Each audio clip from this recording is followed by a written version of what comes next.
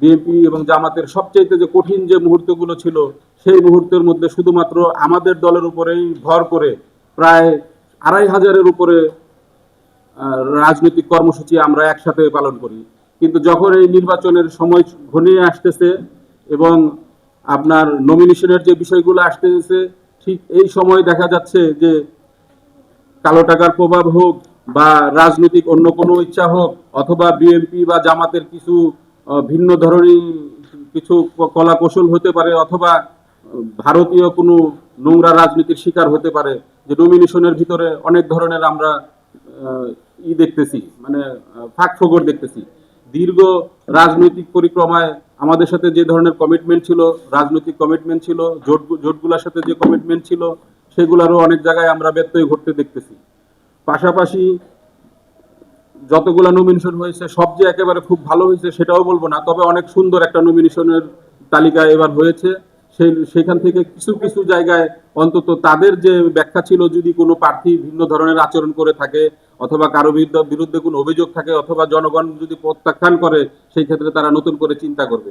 একইভাবে আমরা যারা জোটভুক্তিও যারা বিভিন্ন আসনে আমরা নির্বাচনের চিন্তা ভাবনা করেছি, যেখানে যে বিষয়গুলো একটু আরেকটু দ্রুত সিদ্ধান্ত নেওয়ার ব্যাপারে বলবো, আমরা আমাদের প্রচেষ্টাও চালিয়ে যাচ্ছি।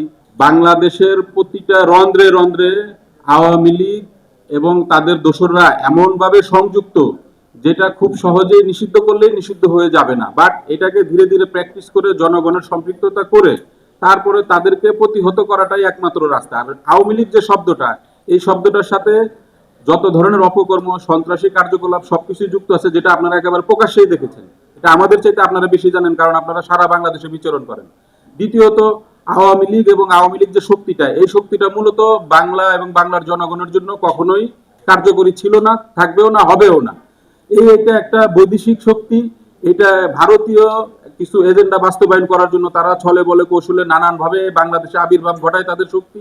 তাদের কিছু ইস্যু থাকে, তাদের কিছু ব্যবসা বাণিজ্য থাকে, সেগুলাকে তারা প্রসারিত করার জন্য এটার উপরে ভর করে।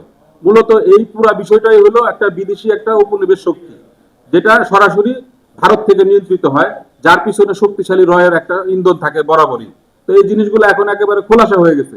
5ই আগস্টের পরে আপনারা দেখেছেন যে ভারতীয় নানান গোয়েন্দা বাহিনী, তাদের সংশ্লিষ্ট ব্যক্তিবর্গ যারা ছিল, যারা হত্যা গুম খুনের সাথে সরাসরি যুক্ত ছিল, তারা প্রকাশ্যে কিভাবে লাফায় লাফায় পালায় গেছে।